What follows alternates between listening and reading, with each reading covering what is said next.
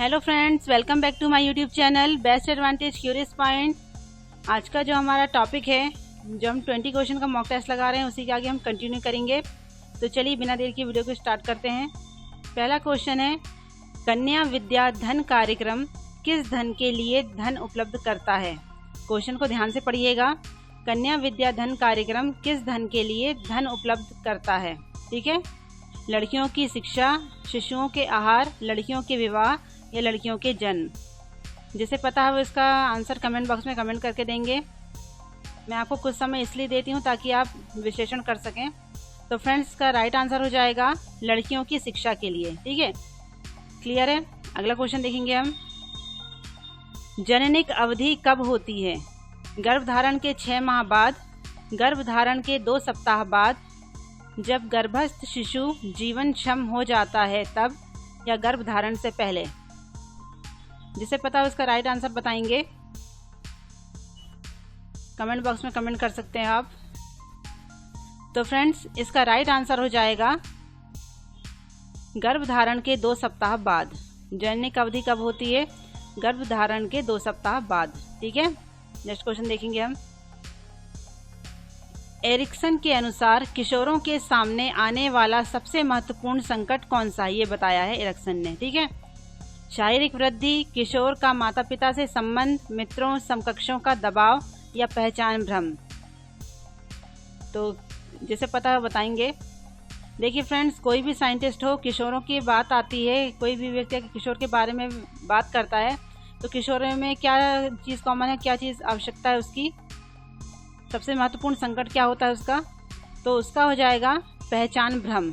ठीक है, शारीरिक वृद्धि, किशोर का माता पिता से संबंध, मित्रों समकक्षों का दबाव, ये तो नॉर्मली रहता ही, लेकिन जो क्या कहते हैं पहचान भ्रम जो है वो बहुत इंपॉर्टेंट चीज़ है। ठीक है, इसमें वो बहुत कंफ्यूज रहते हैं, है ना, सही गलत में पहचान क्या होती है वो क्लियर नहीं कर पाते हैं।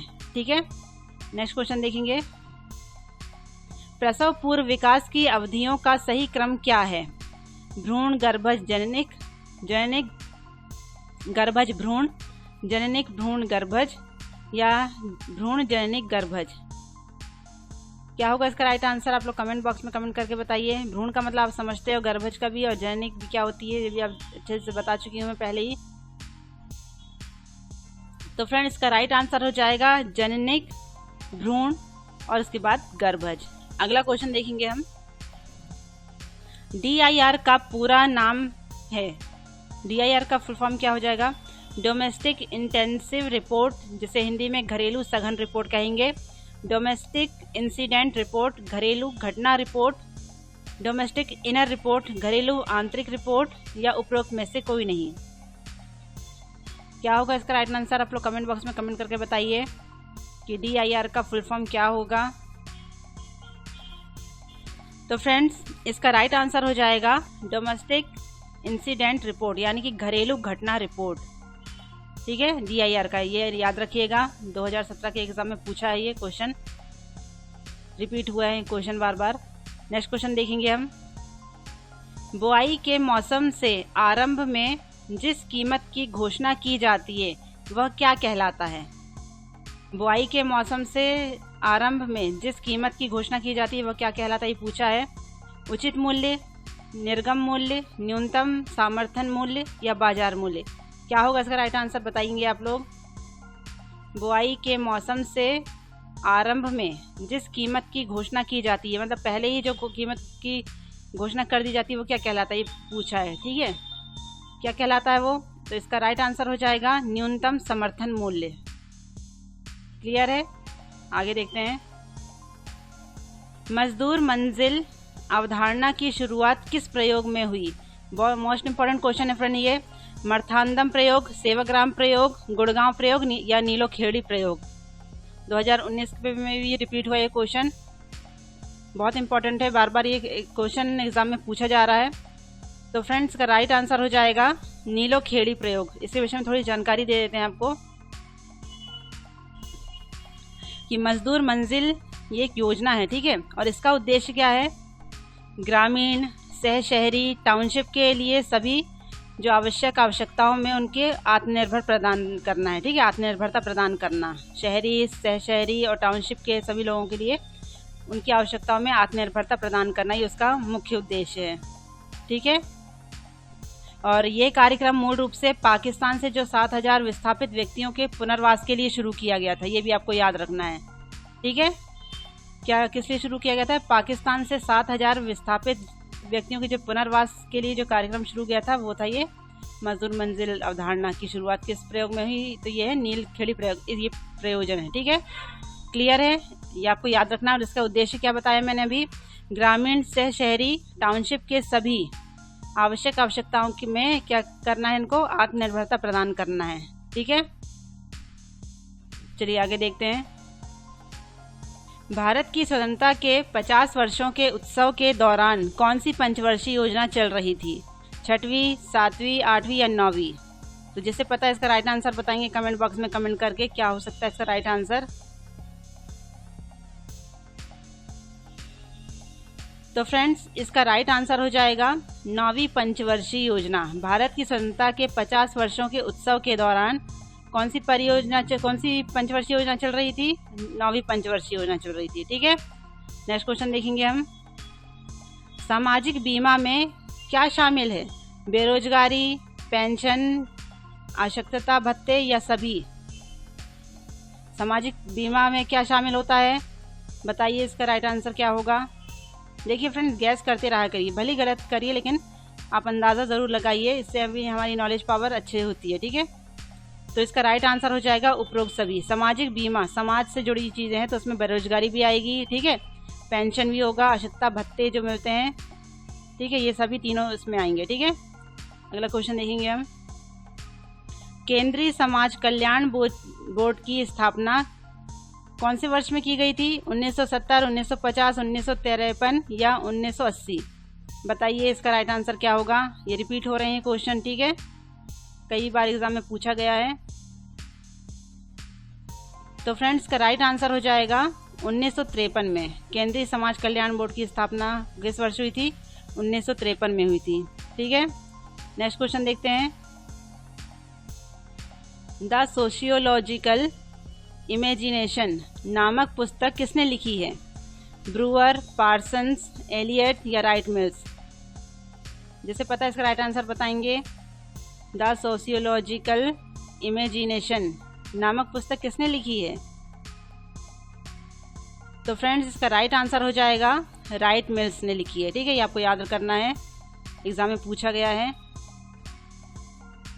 अगला क्वेश्चन है, भारत में सामाजिक नीति पर आधारित कल्याण कार्यक्रम नीचे बताए गए में से एक क्षेत्र में प्रदान नहीं किए जाते हैं, वह कौन सा क्षेत्र है? देखिए क्वेश्चन क्या कह रहा है। भारत में सामाजिक नीति पर आधारित, सामाजिक मतलब सभी लोगों को साथ लेकर चलने वाला, ठीक है, पूरा समाज।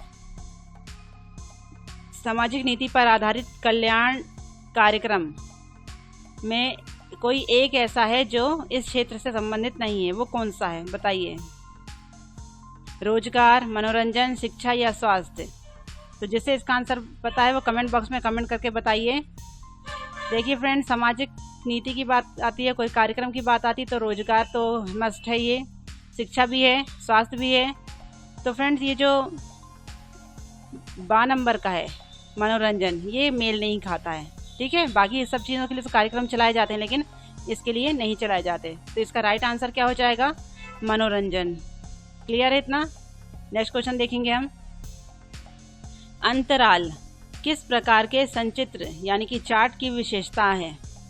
समय सारणी संचित्र, आलेख संचित्र, रेखा संचित्र या दंड संचित्र?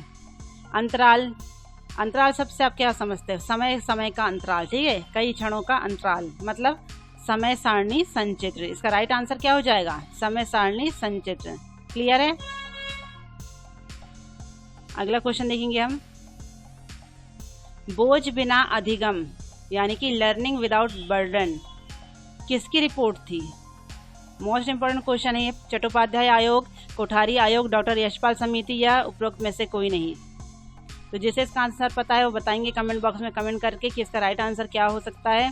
क्वेश्चन रिपीट हो रहे हैं, कई एग्जाम में पूछा गया है महिला सुपरवाइजर के। तो फ्रेंड्स इसका राइट आंसर हो जाएगा डॉक्टर यशपाल समिति। इसके विषय में थोड़ी जानकारी दे देती हूँ। 1993, ठीक है, 1993 में डॉक्टर यशपाल ने अधिगम बिना बोझ के नाम से एक रिपोर्ट दी थी। ठीक है, समिति का मुख्य उद्देश्य क्या था? सभी स्तरों पर स्कूली छात्रों पर बोझ को कम करने की विधियों और सलाह देना उनको। ठीक है, इस समिति का मुख्य उद्देश्य क्या था? बच्चों पर बोझ को कम करने की उनको सलाह देना।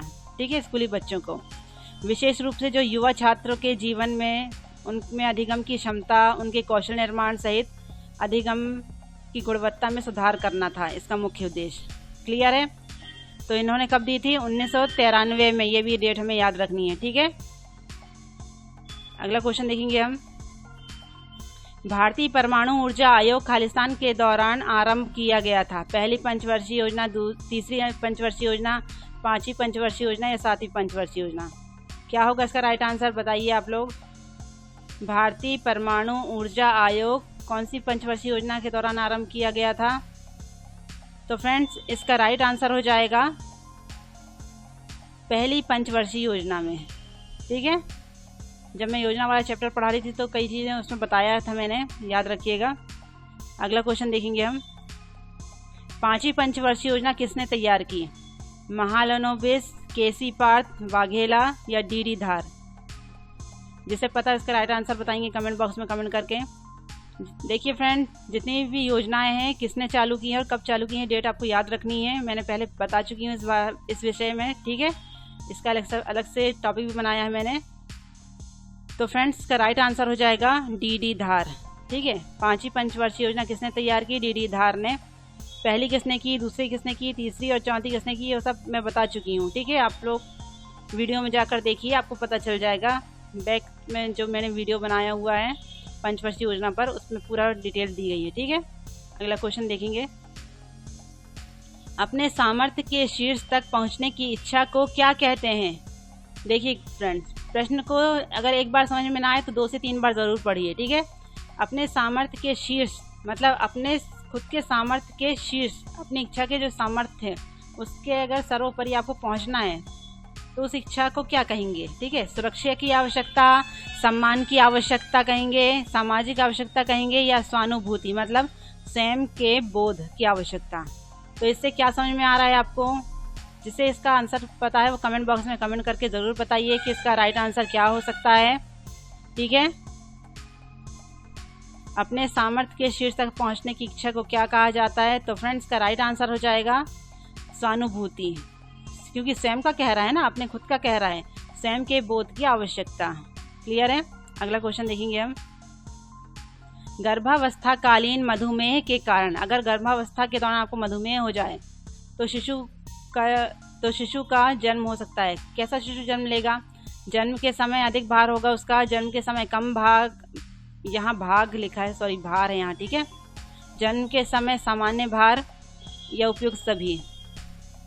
तो बताइए इसका राइट आंसर क्या हो सकता है?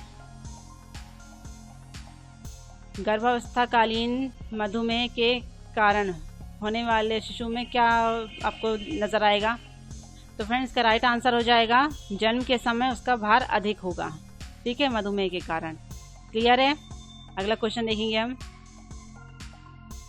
सामाजिक संबंध का मापन करने की समाज मिति नामक तकनीक खालिस्तान ने विकसित की थी।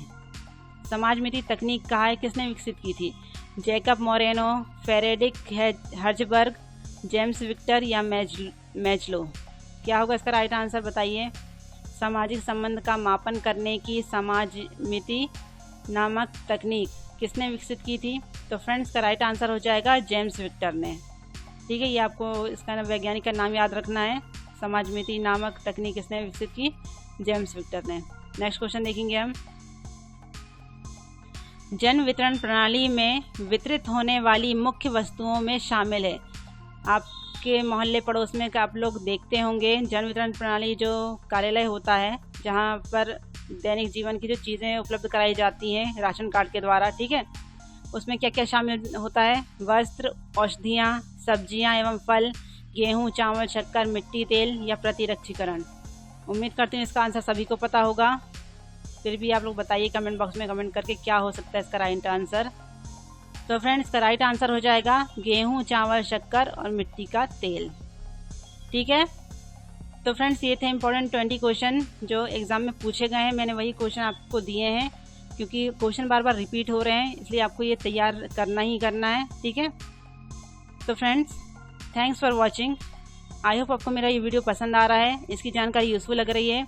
अगर इसकी जानकारी यूज़फुल लग रही है तो प्लीज़ मेरे channel best advantage curious point को लाइक कीजिए, शेयर कीजिए, सब्सक्राइब करिए, बेल आइकन प्रेस करिए, साथ ही साथ कमेंट करना मत भूलिएगा। तो ऐसी इंटरेस्टिंग वीडियो के साथ मैं आपसे फिर मिलूँगी नेक्स्ट टॉपिक पर। तब तक के लिए थैंक यू।